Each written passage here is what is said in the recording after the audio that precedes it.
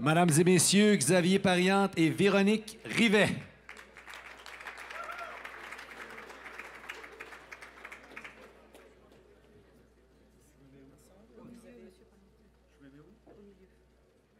À droite, moi, non?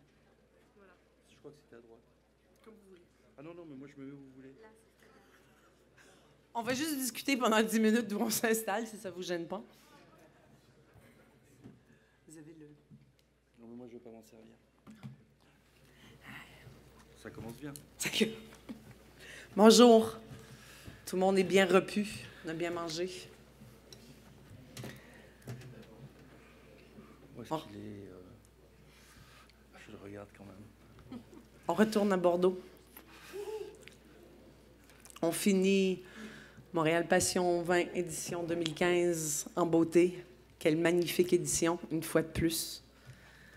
Merci à tous, merci à tous les producteurs pour leur générosité. Encore une fois, on ne le dira jamais assez.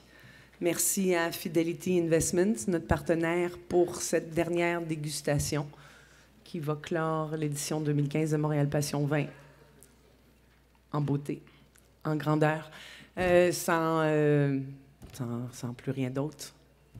Monsieur Xavier Pariente et Myriam Ruher, qui est avec nous, qui est directrice commerciale chez Trollon Mondo, vont nous présenter Bonjour. Le domaine et leur vin. Bienvenue. Bienvenue, merci, bonjour à tous. Je vois que vous êtes nombreux. Ça fait plaisir, ça démontre l'intérêt que vous portez pour nos vins, en tous les cas pour les vins bordelais et pour les autres vins, puisque depuis 3 jours, c'est un événement qui est un succès évident. La dégustation de Trollon Mondo est la dernière et... non la moindre. Non, plusieurs personnes m'ont dit que le meilleur était pour la fin. Bon, moi j'ai une humilité personnelle assez développée et je pense que c'est pas vrai, mais je me suis quand même posé la question toute la nuit.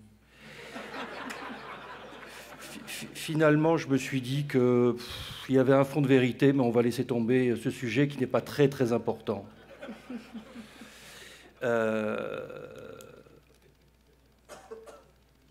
Plus sérieusement, je voudrais débuter mon intervention par l'expression de mon admiration la plus totale pour l'engagement de Yves Gendron, le PDG du Centre intégré universitaire de santé de l'Est de l'île de Montréal, et à la pétillante et séduisante Lucie Drapeau, directrice générale de la Fondation HMR. Je ne sais pas si elle est là, ils sont là.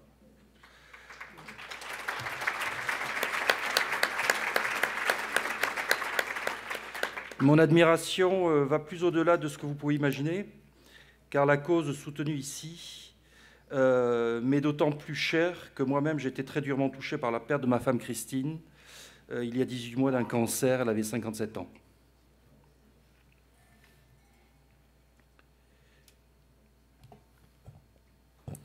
Merci.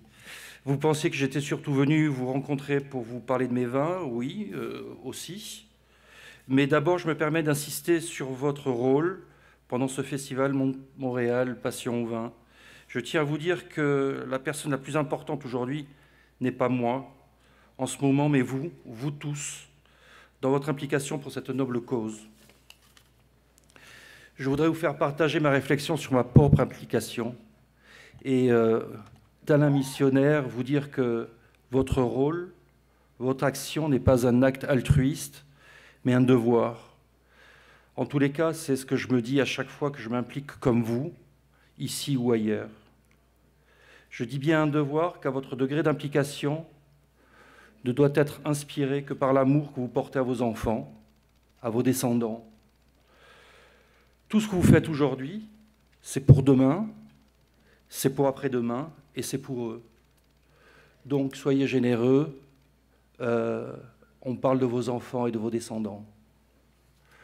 Après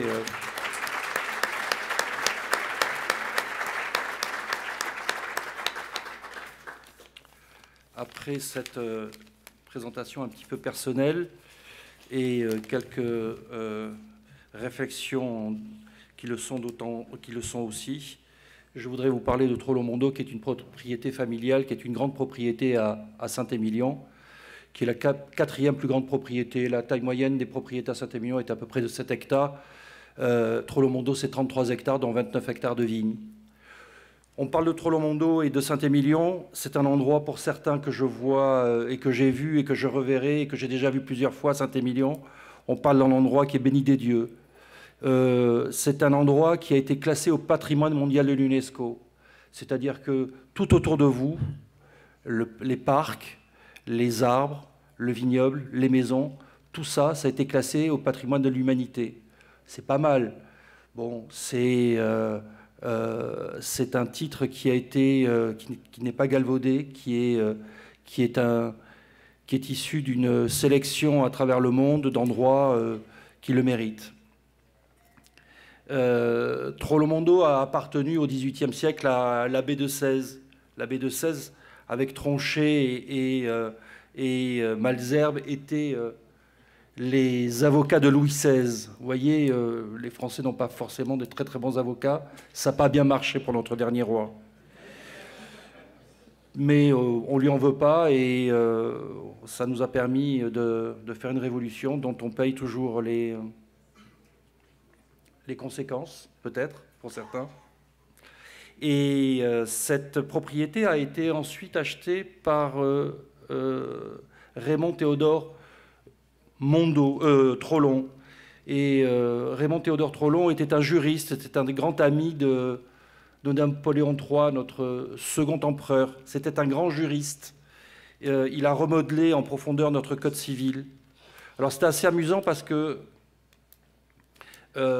c'était, à l'époque, vers 1850, c'était des hommes politiques qui étaient extrêmement importants. Quand il est mort, ses funérailles sont citées par Victor Hugo. Il y avait des centaines de milliers de personnes dans Paris.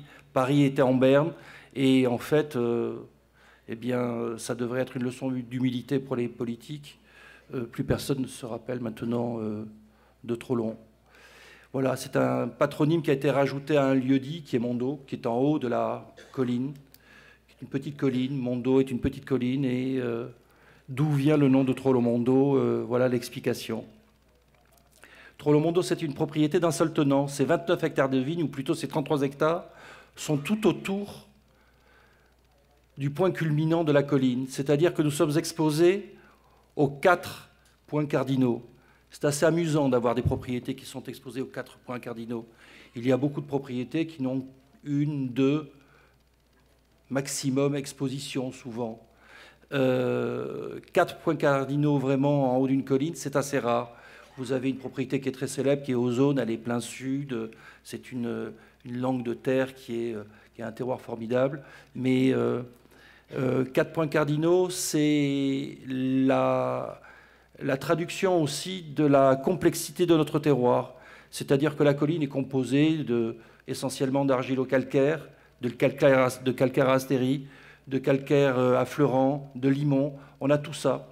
Et c'est ce qui fait la complexité des vins de Bordeaux, d'une manière générale. Les vins de Bordeaux, on a des voisins prestigieux pour lesquels vous avez déjà goûté des vins hier, qui ont d'autres terroirs que les nôtres. Et pourtant, on est séparés d'eux de quelques kilomètres, pas de 100 kilomètres, on est séparés d'eux de 2, 3, 4 kilomètres au maximum. Nous avons à Trollomondo quelque chose dont je voudrais vous parler, parce que je peux vous parler de Trollomondo, de la propriété, d'une manière exhaustive et pendant des heures et des heures et des heures. Mais je voudrais vous montrer et vous parler d'une chose qui nous tient à cœur et qui va vous expliquer un tout petit peu la qualité des vins que vous allez boire. Concrètement, le credo de Trollomondo est de recréer et de respecter le sous-sol. Nous avons fait des études pédologiques, 2 par Bruno Weller, par Claude Elia Bourguignon. Nous avons qui sont pour Claude Elia Bourguignon qui sont des transfuges de l'INRA. Et nous avons déterminé la composition exacte de tout le terroir de Trollomondo. Il a été divisé, comme dans toutes les parcelles des grands vignobles, en petites parcelles. C'est ce qu'on appelle la gestion parcellaire. Et chaque parcelle est considérée comme une micro-propriété. Donc, chaque parcelle est traitée d'une manière différente. Alors, elle est traitée d'une manière différente, ça veut dire qu'on choisit les cépages, on choisit les clones, on choisit les méthodes de culture, on choisit les expositions, on choisit les types de plantations, on choisit tout. C'est très important, ça complexifie ce que vous avez dans vos bouteilles. La chose, le cheval de bataille donc, de Trollomondo est l'étude pédologique et la manière dont on traite le sous-sol. Il faut que vous sachiez une chose, c'est que ce que vous buvez est issu uniquement d'un sous-sol. Le terroir est quelque chose d'extrêmement important. Et nous sommes très attachés à la vie microbienne, à la vie bactériologique, à tout ce qui se passe. Nous avons des méthodes, nous avons des techniques, nous avons depuis une quinzaine d'années, grâce à des ingénieurs comme Claude Elia Bourguignon, comme le personnel à la propriété qui sont formés à ça, nous prenons un grand soin de ce qui va se permettre de faire le passage entre les éléments qui se transformeront et qui nourriront les pieds de vigne. Le sous-sol, et c'est bon pour l'agriculture en général, le sous-sol est anaérobique, c'est-à-dire qu'il ne supporte pas l'oxygène. À chaque fois que vous le touchez, vous le faites mourir. Si vous passez un grand soc de charrue et que vous retournez entièrement la terre, ce qui se passe dessous s'annule. Il ne le supporte pas parce que ce n'est pas son habitat naturel. Donc, toutes ces bactéries, tous ces microbes, tous ces micro-organismes, tous ces insectes transforment, mangent, avalent, régurgitent la minéralité, les pierres, les cailloux, les bouts de bois, les bouts de feuilles, pour en faire ce qui constitue la terre, ce qui constitue le terroir. Et c'est plus le terroir est préservé, plus le pied de vigne s'en nourrira et le restituera dans la grappe. Et c'est une chose qui est ce sont des techniques que nous avons mis au point, ce sont des techniques assez sophistiquées, car nous avons mis en place, nous avons modernisé la viticulture ancienne. Tout ce que nous faisons maintenant à Trollomondo, c'est ce que les anciens faisaient avant les deux guerres mondiales. Nous sommes, nous, des enfants de la Deuxième Guerre mondiale. À la fin de la Deuxième Guerre mondiale, l'Europe était détruite. Il fallait nourrir et reconstruire et il fallait produire rapidement. On avait la mécanisation grâce à la guerre. On avait la chimie grâce aux Allemands, les insecticides, tout ce qui était les intrants, tout ce qui était les engrais. Nous avions cette manière de produire d'une manière intensive. Tout ça, c'est du passé. Pour la viticulture moderne, c'est du passé. La viticulture moderne, elle n'est pas très ancienne. La viticulture moderne, elle a commencé dans les années 80. Et vous avez, d'une manière générale, les grands viticulteurs du monde sont très attentifs à ça. À Trollomondo, c'est notre obsession. Nous avons Saint la propriété de haies bocagères, de haies vives pour pouvoir recréer des biotopes. Nous avons de nouveau des coccinelles, des serpents, nous avons de nouveaux oiseaux. Nous avons cette espèce de système que nous voulons pour que l'équilibre soit et la plénitude arrive dans la propriété, qu'on n'ait pas besoin d'y toucher. En fait, un vignoble doit être... un vignoble doit être préservé, il ne faut pas le brutaliser. Et il faut parce que la nature est ainsi faite, il faut qu'il se régule, il faut qu'il arrive à coordonner les attaques, les pressions phytosanitaires, etc. Et plus un vignoble est sain, plus il arrive, évidemment avec notre aide, mais plus il arrive à contrer, à subir sans trop de dommages les attaques extérieures. Faire un grand vin, c'est une chose qui est très complexe. C'est un travail de longue haleine. Ça commence à la taille jusqu'au vendange. Et il y a une multitude d'actes qui dépendent à chaque fois du millésime. Vous pouvez avoir des pressions phytosanitaires avec des millésimes qui sont compliqués, comme 2011 à Bordeaux, comme 2012, comme 2013. Et on sait maintenant, grâce à la viticulture, on sait, et à la préparation de nos vignobles, on sait comment produire des vins avec beaucoup de sélection, à produire des vins qui seront à la mesure et à la hauteur de ce que vous attendez, des vins pleins, des vins ronds, des vins complexes qui sont des vins de cépage et aussi des vins d'assemblage, qui est une des caractéristiques des vins, en général, des vins bordelais. Alors je disais qu'un vin est quelque chose de complexe, c'est un petit peu comme... il y a une analogie que j'aime bien, c'est le vin et la musique. D'une manière générale, je sais que vous êtes tous très, on le voit souvent, vous êtes très amateurs et très éclairés et très connaisseurs des vins du monde. Mais on peut se permettre aussi de ne pas connaître les vins comme ne pas connaître la musique pour l'apprécier. C'est beaucoup plus difficile avec la littérature ou avec la peinture. La musique, vous pouvez aller à l'opéra et sans connaître une partition. Si je demande à quelqu'un ici qui sait la musique, qui connaît les partitions, qui sait chanter ou qui sait jouer d'un instrument, je suis sûr qu'il n'y en a pas beaucoup. Malheureusement, en tous les cas, moi, je ne sais pas. Eh bien, on peut être sensible à une belle musique, on peut rentrer dans un opéra sans rien connaître, et puis avoir une émotion, pleurer, et trouver ça absolument formidable. Alors, formidable parce qu'il y a l'endroit, vous allez à l'Opéra de Paris, vous avez dans tous les grands opéras du monde, plus la musique, plus les interprètes, etc. Et le vignoble, le vin, est souvent quelque chose que l'on pourrait comparer. J'aime bien l'idée de vous dire ça parce qu'on n'est pas forcément obligé d'avoir une position analytique sur ce que l'on boit. On peut simplement avoir une émotion. Et cette émotion, moi, je la trouve assez poétique. J'aime bien ce côté romantique du vin, l'ivresse. Bon, le vin, c'est pas que de l'eau et du soleil. C'est autre chose, c'est de l'amitié, c'est vous, c'est la réception que vous avez. Vous pouvez avoir la plus belle bouteille du monde, la partager avec un imbécile, vous ne la trouverez pas terrible. Vous pouvez...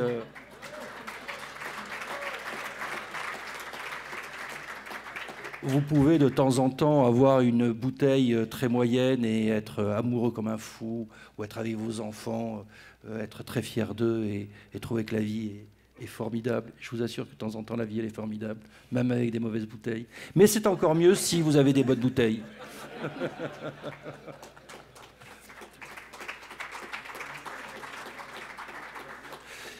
Vous savez... c'est curieux, hein, un homme, hein, et une femme aussi. Hein. Je veux dire, l'homme, c'est le genre humain, parce qu'on fait très attention en France. Je suppose qu'au Québec aussi, bon, il y a une parité, on se fait engueuler sans arrêt. Bon, enfin, bon. Mais l'homme doit au vin qu'on est le seul animal qui boive sans soif. C'est vrai. On boit du vin, pas parce qu'on a soif, parce qu'on aime ça, parce que ça nous rend gai. Parce que je suis sûr que si je bois 3 bouteilles de vin, je vais prendre l'accent québécois en 2 minutes. Et ça, c'est important. C'est une notion de la vie qui, à mon avis, me paraît fondamentale. Alors après, on peut parler de pH, on peut parler d'acidité, on peut parler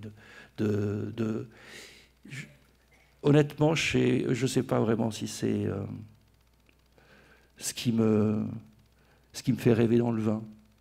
Voilà, le vin, moi, ce qui me fait rêver dans le vin, c'est quand j'ai une émotion et le partage. C'est quelque chose qui est de l'ordre de la magie, c'est de l'ordre du secret.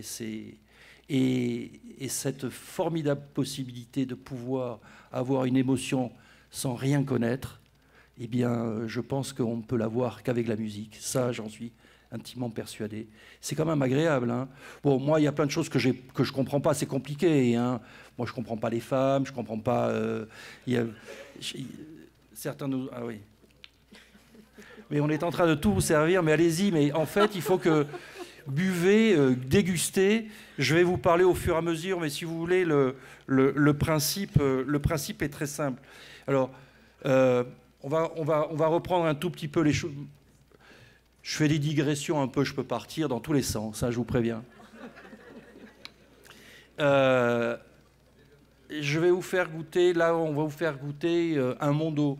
Un Mondo, c'est le deuxième vin. À Trolle-Mondo, nous faisons 2 vins, pas plus. Le vin fin qui est Trolle-Mondo et le second vin, Mondo. Alors le Mondo est un vin qui est... alors je vais un peu balancer parce que j'aime bien, de temps en temps, ça fait du bien. Le second vin de Mondo est un vin de sélection.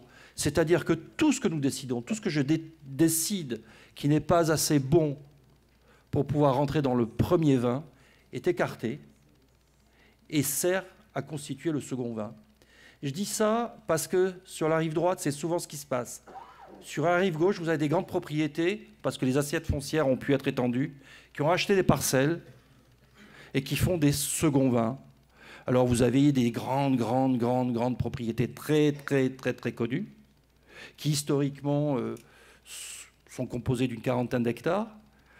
En une quarantaine d'années, se retrouvent à 120, 130, 140 hectares. Et ces 100 hectares supplémentaires servent à faire le second vin. Alors évidemment, le premier vin leur sert mécaniquement et leur sert de promotion pour pouvoir vendre le second vin.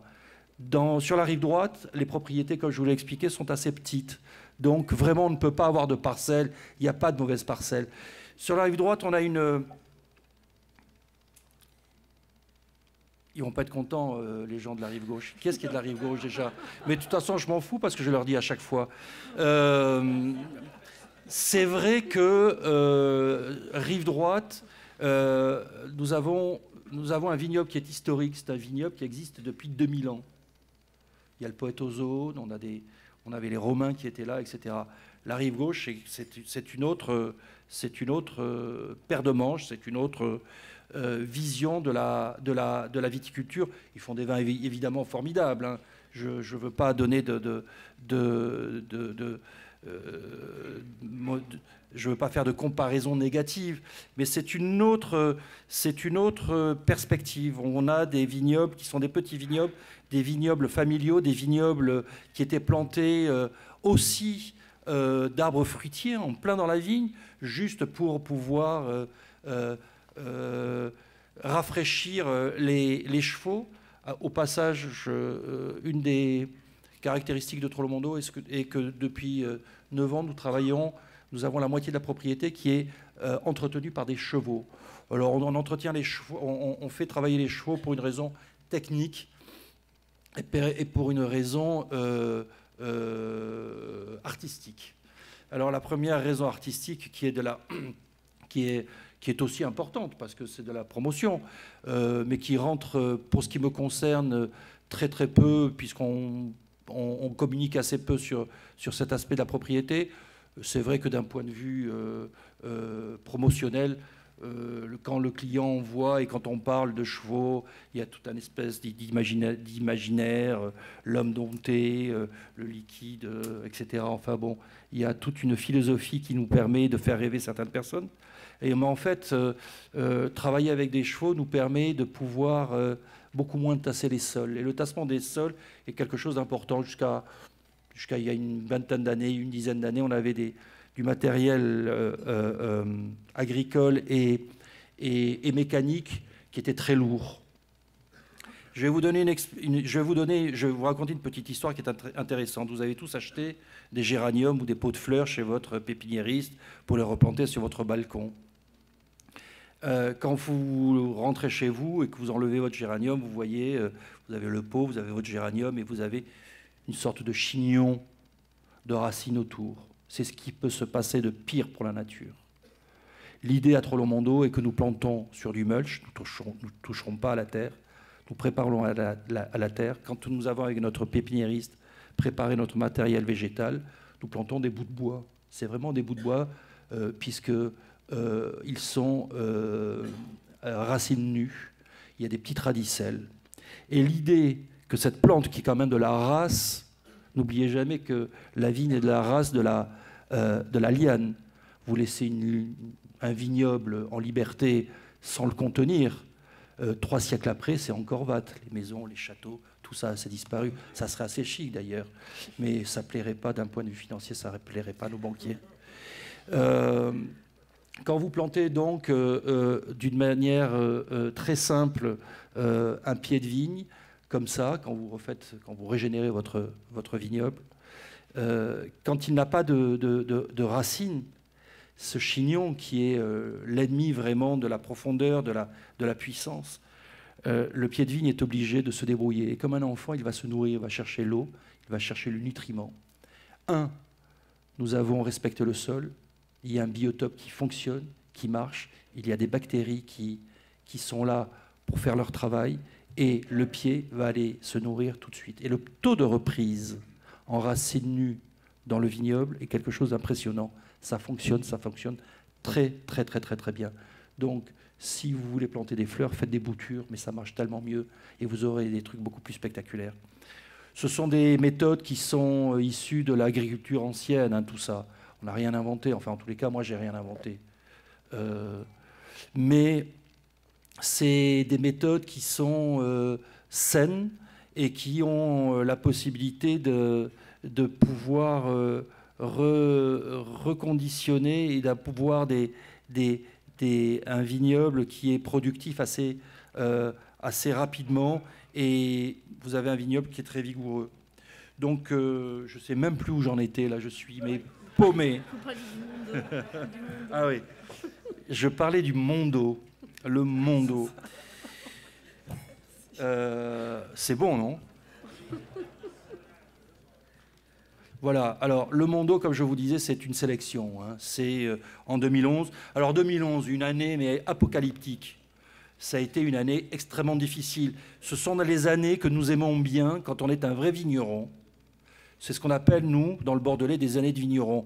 Plus c'est compliqué, plus on est emmerdé, plus c'est challenging, plus il faut y travailler, plus ça nous coûte, et moins on gagne d'argent.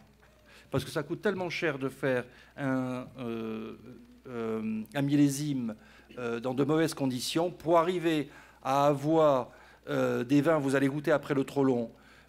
D'ailleurs, c'est assez amusant de pouvoir comparer le Mondo et le Trollon. Il faut que vous alliez d'un verre à l'autre, puisque c'est surtout l'exercice était pour pouvoir avoir une petite différence entre un second vin et un vin fin. 2011 dans le Bordelais, ça a été très très très compliqué. On a eu un été très pluvieux et j'avais oublié de vous dire, en plus de ça, on a 9 hectares en bio. Enfin, d'une manière bio, c'est très très compliqué. On est obligé de passer sans arrêt, de travailler, d'enlever les grappillons, de faire des sélections. On a déjà, dans des années compliquées, avec des grosses pressions phytosanitaires, on fait déjà tomber, dans la vigne, on fait déjà tomber 20% entre les vendanges en verre, entre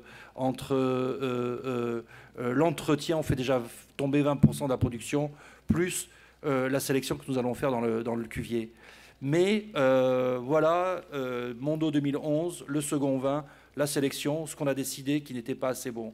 Il y a quelques caractéristiques que vous voyez. Moi, je le vois beaucoup plus que vous parce que j'ai de la lumière de face et ça m'éclaire très bien mes verres. Mais on a des couleurs extrêmement... toujours à Trollon Mondo, nous avons des couleurs très rubis, très foncées. Et... une autre des caractéristiques de Trollon Mondo est ce côté un peu cèdre et en rétro-olfaction que vous allez retrouver à partir du 2011. En rétro-olfaction, vous allez retrouver ce goût cette fraîcheur mentholée, ce goût de réglisse. Ça fait partie aussi des caractéristiques de Trollon Mondo et de Mondo. Les encépagements, pour ceux qui connaissent moins bien, on est surtout sur du merlot. Les encépagements à Trollon Mondo sont essentiellement du merlot, parce qu'on a des terroirs, on a des argilo-calcaires. Ah, non. C'est que mais nous... Non, c'est trop long qui donne une espèce de vertige quand même, abyssal. Et en fait, tout simplement, c'était pas des voix, c'était de la poésie. Merlot. Merlot, merci. Vous êtes comme un directeur de... C'est bien, je vous adore. Le Merlot, oui, Trollonmondo, on a essentiellement du Merlot. On a, je vais vous le faire très simple, hein. L'idée, c'est 80% de Merlot et 20% de Cabernet Franc et de Cabernet Sauvignon. Pendant longtemps, on n'avait pas de Cabernet à Trollon. On avait des mauvais Cabernets qui étaient mal plantés. On a appris de ces analyses pédologiques à gérer aussi le vignoble. On ne met pas n'importe quoi n'importe où. Ça, c'est une grande leçon. Une des grandes leçons de la viticulture moderne, c'est ça. C'est d'analyser le sol pour savoir quels sont les meilleurs cépages à mettre aux meilleurs endroits. Je vous donne un exemple parce que c'est une réalité. À Trollonmondo, nous avions des cabernets qui étaient au nord, dans des combes, dans des fonds de cuvettes. Pendant 30 ans, moi, j'ai jamais vu un cabernet mûr à Trollonmondo. C'était nul. Nos cabernets, ils étaient nuls. On faisait des formidables merlots. Et on a appris de ces études depuis une vingtaine d'années. On a appris de ces études et on a planté ce qu'il fallait. On travaille avec l'INRA. On prend du matériel végétal à ozone pour les cabernets francs. Enfin, on a des programmes extrêmement sophistiqués sur l'encépagement. Je voulais vous dire quelque chose d'important, mais j'ai complètement oublié. Buvez un coup. Ah ouais, moi, je ne peux pas boire sans arrêt. Voilà, donc 2011, année très très difficile. Ça a été une année sanitaire difficile et en plus de ça, commercialement compliquée, puisque on était au lendemain du 2010, qui a été l'effondrement de certains prix dus aux exagérations de certains sur le marché chinois. J'espère qu'il n'y a pas de Chinois. Oui. Voilà. Donc 2011. Mais il se révèle être un millésime entier, croquant, qui est d'une très très très belle qualité. C'est un des rares millésimes à Trollonmondo que, par la force des choses, j'ai en stock. Alors, j'aime bien dire, parce que je trouve que c'est une anecdote, puis je suis un snobisme que vous ne pouvez pas imaginer. Mais ma mise en marché, en général, la chose qui, à part réussir un millésime, à Trollonmondo, les mises en marché, chaque année, nous vendons 100% de notre mise en marché. Et comme je suis un peu snob maintenant, j'aime bien dire que le meilleur score en termes de temps, c'est 21 minutes pour vendre un millésime de Trollonmondo. Voilà. C'est chic, non? C'était quel millésime, par curiosité? Plusieurs. 5, 9, 10, 90, 2005, 2009, 2010, qui sont un petit peu les millésimes, d'ailleurs, emblématiques, qui ne sont pas forcément mes millésimes préférés. C'est une très très bonne transition, merci, puisque nous allons parler du 2006. Alors, ce 2006 que vous avez, je suppose, dans vos verres, je vois que certains l'ont déjà presque fait. Qu'est-ce que vous buvez, vous? Je plaisante.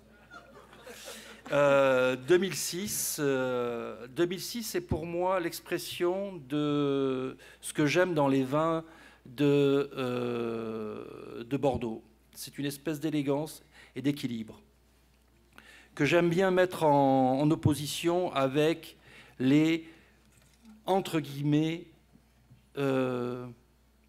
blockbusters bordelais que nous produisons, même à Trollonmondo, hein, qui sont les 9, les 10, etc. Pour moi, je trouve que le 2009 est ce que l'on sait faire de mieux. Le 2006 est ce que l'on sait faire de mieux, puisque ce sont des vins qui sont très chics, équilibrés, avec un séquençage climatique parfait, de la fraîcheur, de la pluie. En fait, juste les temps classiques de nos latitudes à Bordeaux.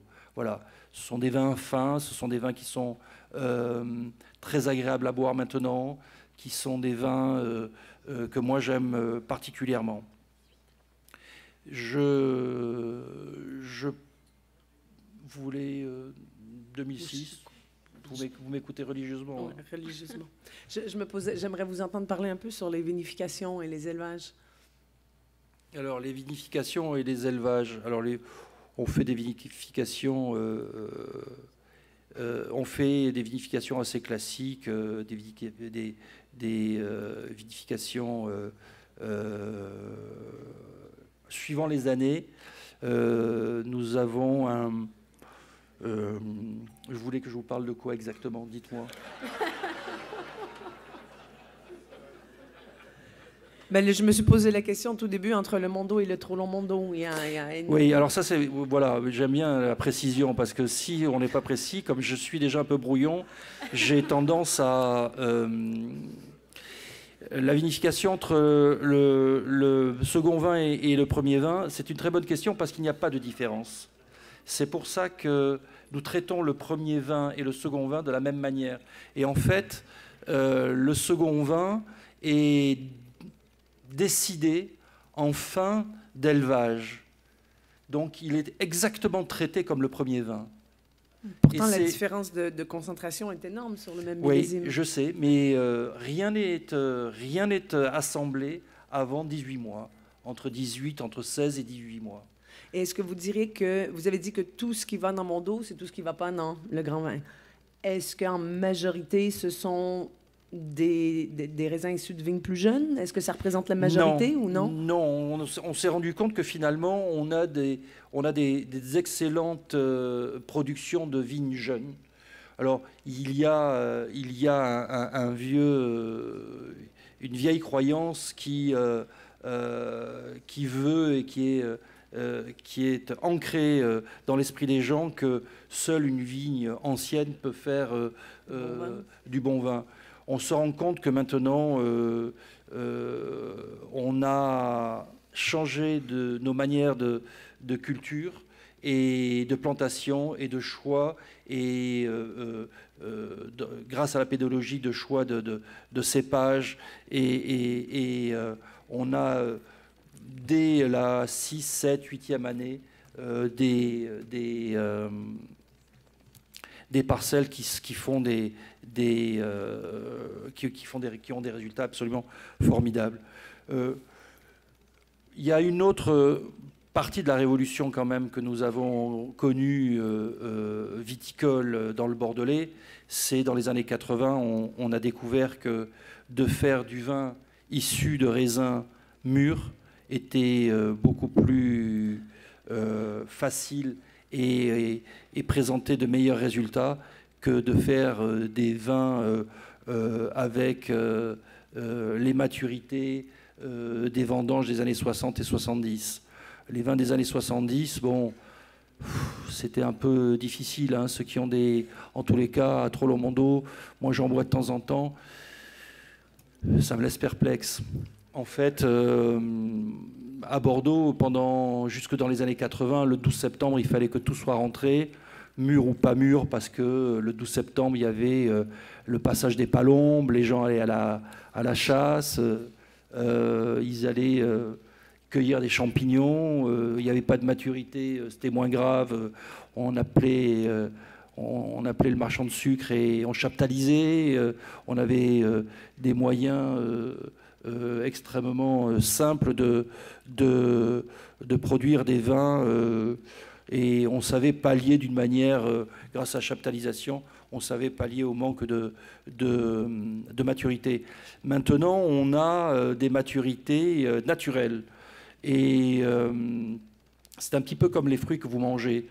En fait, c'est toujours meilleur de manger une pêche que vous cueillez directement à l'arbre, qui est bien juteuse, qui dégouline de soleil, plutôt que de manger un navet ou une pêche pas mûre. Voilà, ben, le raisin et d'une manière générale les fruits et les légumes, c'est un petit peu le même combat. Ça, c'est quelque chose de nouveau qu'on a commencé à avoir dans les années 80. On a maintenant, ça a des limites aussi, hein. On se retrouve maintenant avec le réchauffement climatique, avec d'autres problèmes à gérer maintenant. C'est les degrés d'alcool. Alors, à Bordeaux, on n'a pas trop ce genre de problème, puisqu'on a des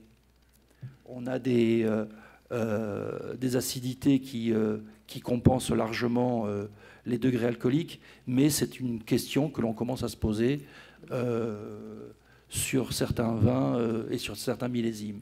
Mais d'une manière générale, on arrive à avoir aussi des manières techniques pour pallier à ça. Les manières techniques sont, pour nos vignes bio, c'est de vendanger un petit peu avant, de réduire des surfaces foliaires. Enfin, on a plusieurs stratégies qui sont à notre disposition. Les vinifications sont assez traditionnelles. On a à peu près un mois de cuve, on fait les malolactiques, les fermentations malolactiques tout en barrique neuve, et on fait des vinifications, vinifications intégrales. On a un demi-muit de vinification intégrale sur chaque parcelle. Voilà, d'une manière globale, c'est un petit peu comme ça que ça fonctionne.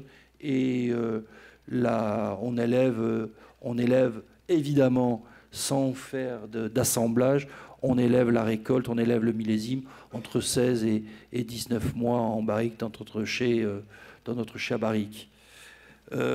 Pour ce qui concerne le 2004 qui vous avez...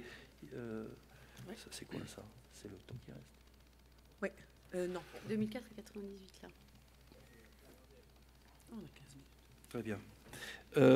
Pour ce qui concerne le 2004, vous avez là, en fait, ce qu'on vous a proposé, en dégustation de Trollomondo aujourd'hui, ce sont, hormis le 2011 avec cette différence et cette comparaison que vous pouvez faire entre un second vin et un vin fin, j'ai choisi des millésimes qui sont des millésimes de très bonnes années, que ce soit le 2006, le 2004.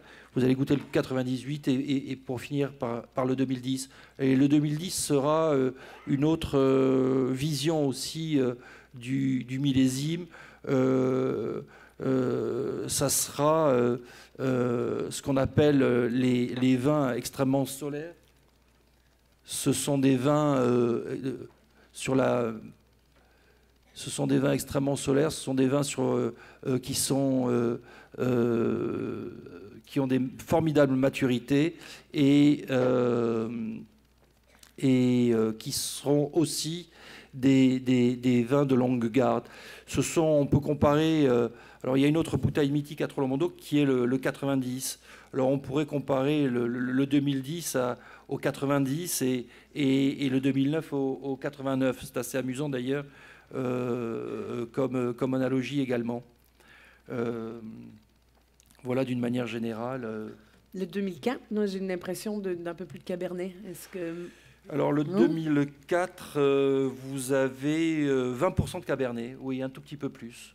Et normalement, c'est plus près de... C'est plus près de 15-13% de Cabernet. Là, en 2004, on a eu des Cabernets qui étaient formidables. On les a vendangés pour les Cabernets en 2004. On les a vendangés très tard. On a eu des Cabernets formidables. Ouais.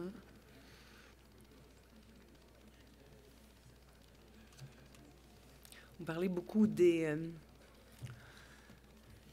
la sous-maturité d'avant. Alors, la sous-maturité... D'avant, mais beaucoup de gens parlent aussi de la surmaturité d'aujourd'hui. Oui, c'est un petit peu le grand débat chez certains producteurs, chez certains consommateurs, de savoir... Alors, pour être très franc avec vous, moi, je n'ai pas d'avis là-dessus. En fait, c'est ce que je vous ai vraiment indiqué. Vous pouvez avoir...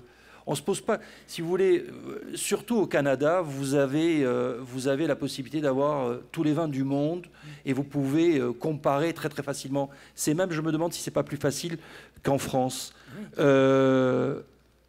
On se pose jamais la question de surmaturité dans les vins du Nouveau Monde, ni aux États-Unis, ni en Argentine, ni au Chili.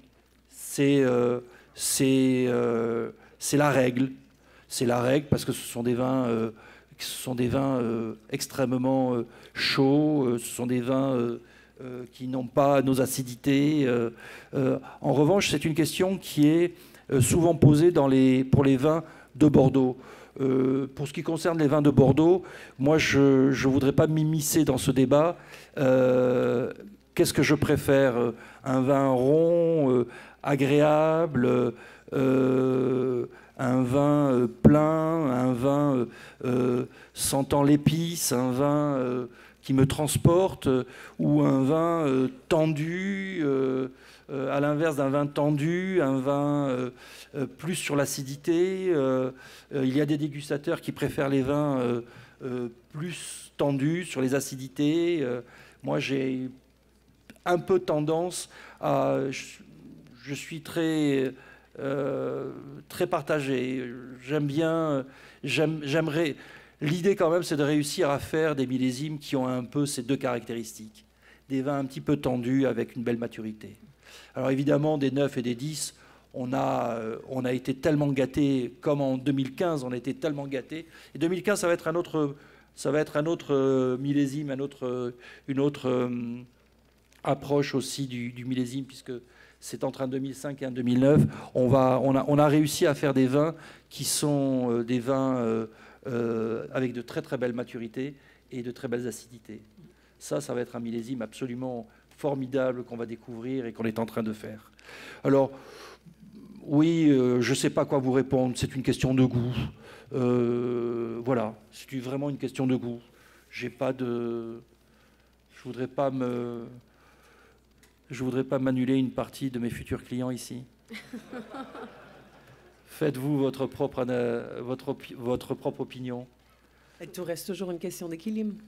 Tout reste une question d'équilibre, bien sûr, comme dans la vie.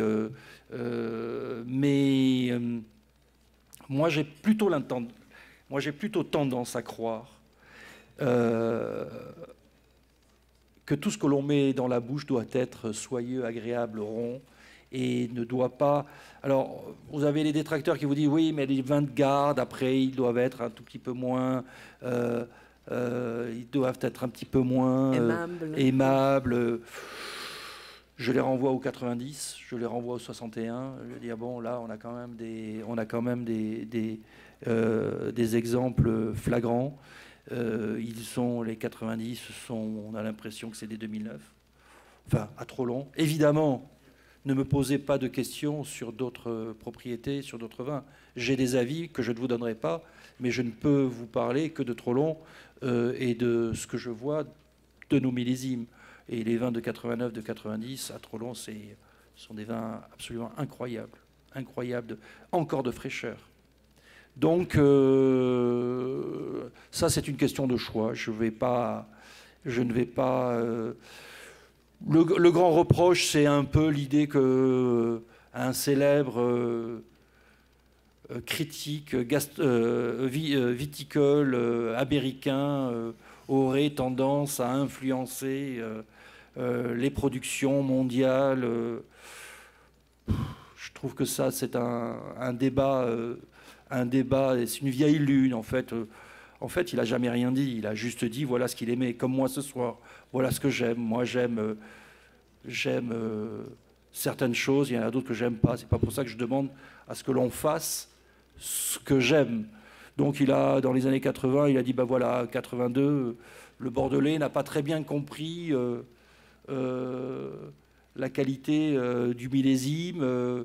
Moi, je vous dis, mes chers lecteurs, que 82 est un millésime formidable. C'était un millésime mûr, le 82. C'est quelque chose, on sortait des années 70. C'était quelque chose qui était assez nouveau. Et évidemment, les détracteurs ont tout de suite dit, mais voilà, c'est ce qu'il aime et c'est ce qu'il faut faire pour lui plaire. Enfin, on n'est pas obligé de plaire à qui que ce soit. Moi, je m'en fous de plaire à qui que ce soit. Enfin, bon. On fait d'abord et avant tout des vins qu'on a envie de boire. Oui, oui, que on a une croyance sur notre vignoble, on a une vision, on a une philosophie, on a envie de traiter notre vignoble d'une certaine manière, voilà, c'est quelque chose de très, très, très personnel. Il y a la nature, il y a ce que l'on peut indiquer. Vous savez, le vignoble, quand même, c'est un jardin à la française, hein, c'est un jardin contenu. Hein. Vous laissez produire une vigne, elle peut produire 150 hecto-hectares. Hein. Nous, d'une manière générale, à Trollon, on produit notre production moyenne, elle est de 35-38 hecto-hectares, 40 hecto-hectares quand on a des années comme 2015, parce qu'on laisse faire un tout petit peu la nature, mais on ne la contraint pas trop. Mais voilà. Ce qui nous emmène, ça n'empêche pas les vins de vieillir, ça nous emmène au 98. Non, je voudrais quand même dire une chose sur le vieillissement des vins. Il y a une chose qui est certaine, hein, je l'ai déjà remarqué. Hein. C'est pas très gentil pour certains, mais les grands vins vieillissent très très très bien. Les petits vins, ils vieillissent pas. Les grandes propriétés, les grands terroirs ont cette faculté de pouvoir vieillir. Une espèce de miracle de la nature qui fait qu'il y a toutes les composantes de vieillissement. Je suis sûr que si vous ouvrez des bouteilles des années même 80 de petites propriétés, elles ont quelquefois des coups sur le... Elles ont le béret, comme on dit à Bordeaux, elles ont le béret sur le front, quoi. Elles sont un peu fatiguées. Voilà, ça c'est quand même quelque chose qui est... et les grands vins... Enfin, là, vous qui avez dégusté la terre entière, vous avez dégusté beaucoup de choses quand même. Ouais, pas encore, j'y travaille. Non, mais bon, elle est quand même à un certain niveau. Hein, j'aime bien votre humilité. Elle est comme la mienne d'ailleurs.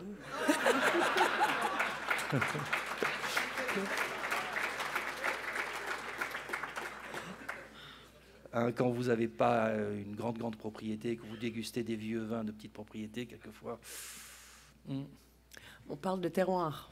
Quand on parle de grand terroir. Oui, de grand terroir. Je préfère le mot terroir à oui, de propriété. terroir. Ouais. Voilà, vous avez raison, de grand terroir. Et c'est d'ailleurs, historiquement, c'est pas un hasard si les anciens ont choisi les terroirs et ont déterminé certaines parties qui étaient déterminantes pour produire du vin. Donc voilà. Alors à votre question, oui, les vins surmûris, je sais pas, oui. Il y a dans viticulture, il y a des viticulteurs qui... Ça peut se rater un millésime. Hein. Vous pouvez penser et vouloir faire un vin avec une bonne maturité, en tous les cas la maturité que vous voulez, et puis vous laissez un petit peu déborder, et ça va vite. Hein. Ça peut tomber malade un vignoble en une nuit. Et la maturité, si vous ratez un petit créneau, c'est pour ça que c'est très amusant, pendant la période de nos vendanges, on est dans nos vignes et on goûte tous les jours, on analyse tous les jours, on goûte tous les jours pour que ça soit vraiment qu'on détermine le moment parfait. Parfait, encore une fois, j'ai pas de chapelle. Hein. Moi, je suis pas détenteur de la vérité. Moi, je sais ce que je veux faire chez moi. J'ai pas d'avis sur les autres. C'est quand même à un moment donné des décisions qui sont très intuitées persona et on prend des décisions qui sont sous notre responsabilité. Je peux considérer que j'ai quelques modèles dans le monde viticole avec des vins qui me transportent. Mais à part ça, et je les bois, et je bois que ça d'ailleurs. Et voilà, donc faire du vin, c'est une histoire très très personnelle. Et c'est l'addition, c'est la conjonction d'hommes et de femmes et d'hommes. Moi, tant qu'il y a du vin à boire, je suis heureuse. Quand vous goûtez le raisin, vous dites vous vous promenez, vous goûtez tous les jours. Qu'est-ce que vous cherchez dans le raisin? Qu'est-ce qui fait que quand vous goûtez le raisin, c'est prêt à accueillir? Bah, on a deux manières de se rendre compte si le raisin est prêt à accueillir. On s'appuie sur des analyses, d'abord des analyses de laboratoire, et puis après il y a ce moment même où vous devez goûter vous-même. Alors vous avez l'épaisseur des peaux, la qualité phénolique des peaux, du jus, de la pulpe, et puis à la fin,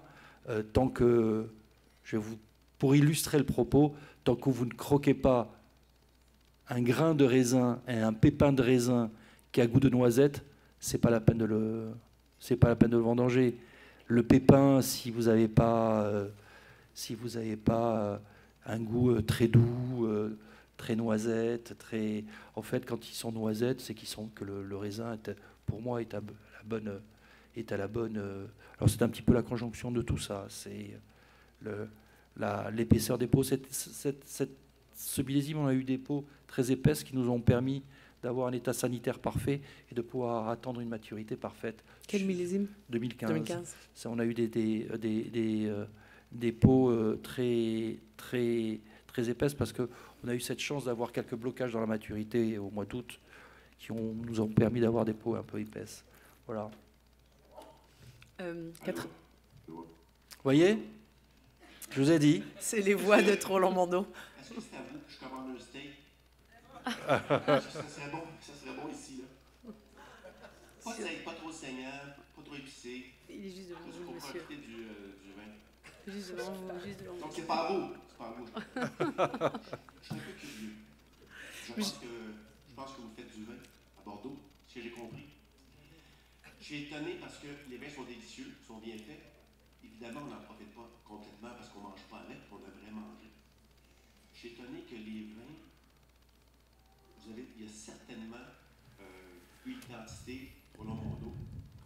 Je trouve que les vins, au nez, ils sont tous quand même pas mal proches. Même si on a passé de 2004 à 2010, 2011, ça m'a surpris qu'il n'y avait pas beaucoup de différence au nez dans chacun des vins, puis même en bouche. Mais en fait, chacun des vins, ce qu'on avait au nez, on l'a retrouvé en bouche. Ce qui est, à mon avis, c'est très bien. Là. Donc, je suis étonné que les vins se ressemblent tellement. Parce que même si on a eu 5 ou 6 millésimes différents, j'aimerais ça que vous en parliez. Et ma petite question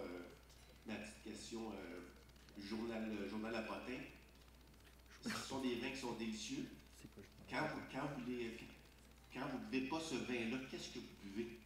Un bordelais qui boit son vin, j'imagine, régulièrement, mais... Je vous adore, monsieur. D'abord, pour deux raisons. D'abord, vous avez raison. Vous avez raison. Il y a un ADN dans les propriétés, oui, mais vous avez cet ADN dans toutes les propriétés, dans tous les terroirs et dans la manière de faire des vins. On a une typicité à Trollon-Mondo qui ne sera pas la même que d'autres voisins et qui ne sera pas la même, évidemment, d'autres régions ou d'autres appellations. Oui, effectivement, une des caractéristiques de Trollon est ce que l'on voit régulièrement, hein, que l'on sent, que l'on goûte régulièrement, c'est ce côté réglissé, ce côté zan. Ça, vous l'avez tous les ans. Alors, à partir de là, peut-être que c'est un reproche. Alors, je suis un peu partagé. Je ne sais pas si c'est un reproche ou si c'est une qualité. Je vais prendre ça parce que je suis bonne fille. Oui, mais vous avez tout à fait raison. Mais il y a toujours ces côtés cèdre, ces côtés. Mais suivant les. Vous ne pouvez pas me dire quand même que le 2011 et le 2010 sont les mêmes. Enfin, ou alors ou que vous avez les mêmes sensations. Vous ne pouvez pas me dire que 2006 ou le 98, ce sont les mêmes vins, où on ne boit pas, où on ne déguste pas la même chose. Pardon ? Il a la grippe. Ah oui, alors c'est compliqué de vous répondre. Bon, et pour finir, pour reprendre votre seconde question, ce qui me fait plaisir, c'est, je le prends aussi évidemment comme un compliment, vous avez quand même les gimmicks de la quand on vous sert régulièrement, vous les Bordelais, vous ne buvez que des Bordelais, que des vins de Bordeaux. Évidemment, on vit dans des cases et on est habillé de pagne. Bien sûr qu'on ne connaît pas le reste du monde, mais au désespoir de vous contredire, je pense que nous avons créé avec... D'abord, j'ai un restaurant, tiens, à ce propos. Quand vous venez, certains qui sont venus, on a un restaurant avec, évidemment, une très très belle carte des vins. Que des vins français. Par contre, parce que étant une propriété bordelaise, à un moment donné, il faut quand même être un tout petit peu cohérent. Enfin, en tous les cas, c'est comme ça que je le veux. Et puis, même si on me le reproche, je m'en fous. Mais non, on boit de tout. Moi, je suis un passionné de Bandol, je suis un passionné de Châteauneuf-du-Pape, je suis un passionné de Bourgogne blanc, je suis un passionné de vin de Loire, je suis un passionné de plein de vins. Après, ma culture œnologique a aussi des limites. Je ne suis pas au niveau de madame et je ne suis pas un spécialiste des vins italiens. En revanche, je sais, et j'ai eu cette sensation à l'heure du déjeuner, j'ai eu un grand plaisir. Ce n'est pas ma spécialité, les vins italiens, mais spontanément, j'ai adoré. Voilà. Je connais bien les vins français, certaines régions plus que d'autres. Vous verrez quand vous aurez mon âge, à un moment donné, c'est ce que j'appelle mon snobisme, je ne bois que ce qui me fait plaisir. Alors, effectivement,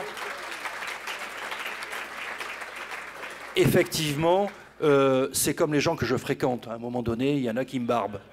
Je ne les vois plus, ils m'emmerdent. Je passe à autre chose. Voilà. Donc oui, je suis devenu très, très sélectif et... j'en profite pour dire à mes amis qu'un des vins que je bois à Pomerol, avec Trotanois, Vieux Château Certan, La Fleur Pétrus, et puis le reste, c'est pas mon truc, quoi. Alors, juste une petite précision. Monsieur Parianté dit qu'il était très sélectif. La carte des vins a été faite exclusivement par lui. Et il y a quand même 290 références sur notre carte des vins au restaurant. Vous qui aimez la gastronomie et les vins, si vous venez à Saint-Émilion et que vous venez chez nous, vous avez de quoi vous faire plaisir au restaurant. Vous pourrez même dormir là parce qu'on a des chambres. C'est magnifique. Donc, je vous invite à venir. Elle a des bons de commande. Elle est merveilleuse, hein. Vous pourrez même prendre un verre avec nous. Ça nous fera plaisir. On va peut-être prendre une dernière question. Oui. Non, allez-y, monsieur. Oui.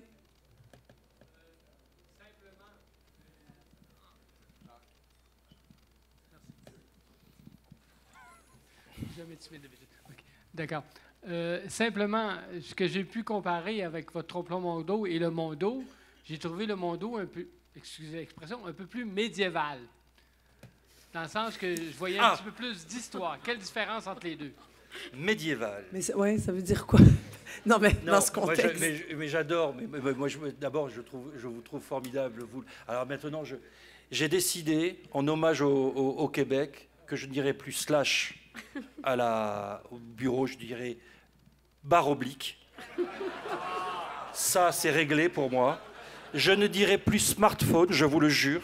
Mes téléphones intelligents. Courriel. Je ne dirai plus mail, mais courriel. Je ne dirai pas jusqu'à me lever les bras en croix et dire vive le Québec libre, mais...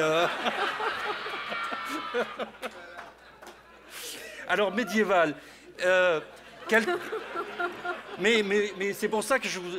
Ouais, je vous adore parce qu'un jour, il y a quelqu'un qui m'a demandé « Vous ne trouvez pas qu'il a un nez de cuisse de nymphe émue ?» Je me suis dit, là, j'ai un grand poète.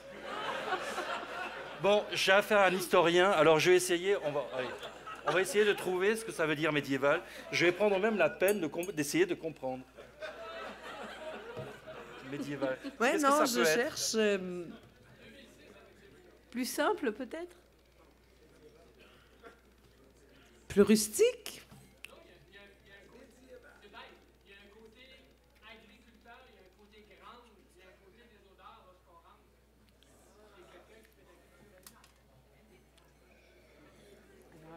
Vous trouvez ça moins abouti, moins raffiné, plus rustique, Non, plus animal. plus animal?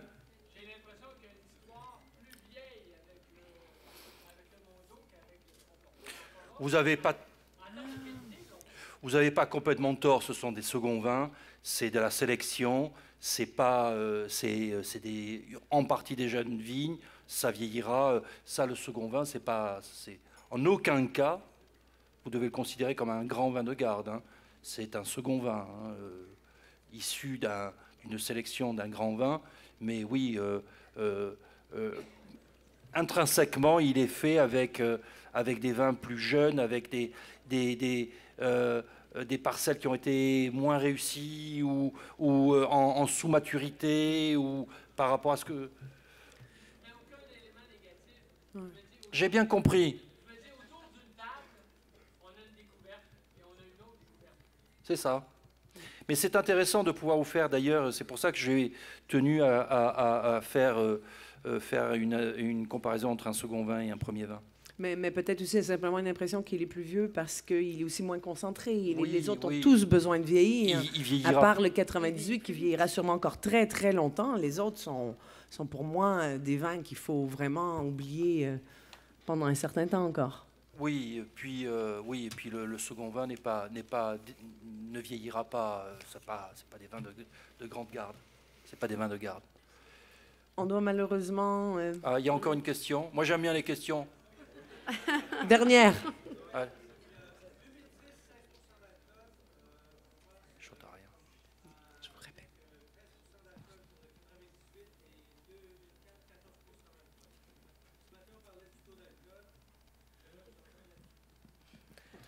Alors, le 16% dans le 2010, 13% dans le 98 et puis 14% dans un autre, 2004.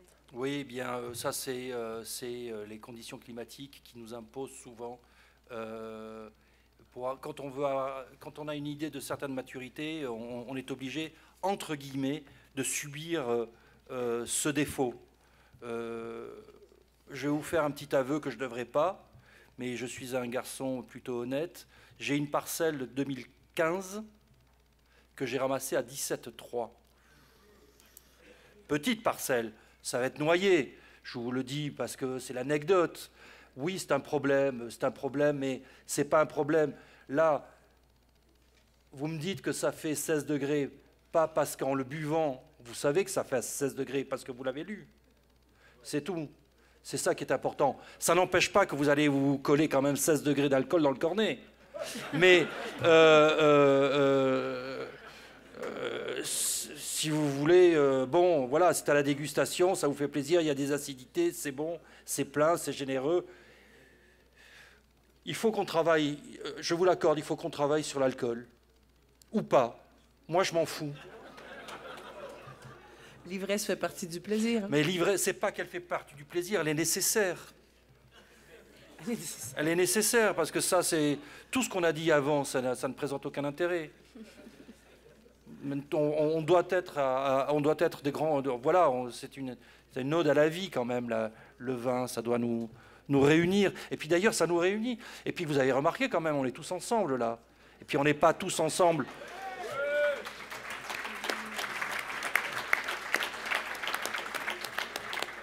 Vous vous rendez compte la vie d'un fabricant de bidets?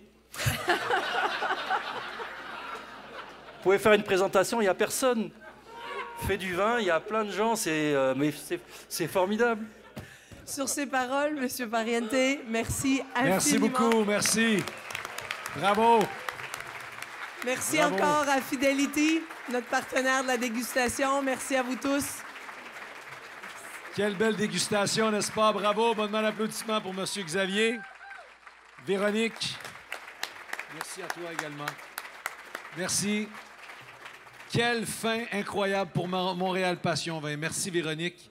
Mesdames et messieurs, évidemment, comme à chaque année, Vous savez que ce soir, nous avons le grand gala, donc nous avons besoin de l'espace. Mais la bonne nouvelle cette année, encore une fois, je vous permets de prendre 1 ou 2 verres, les 2 verres que vous avez préférés.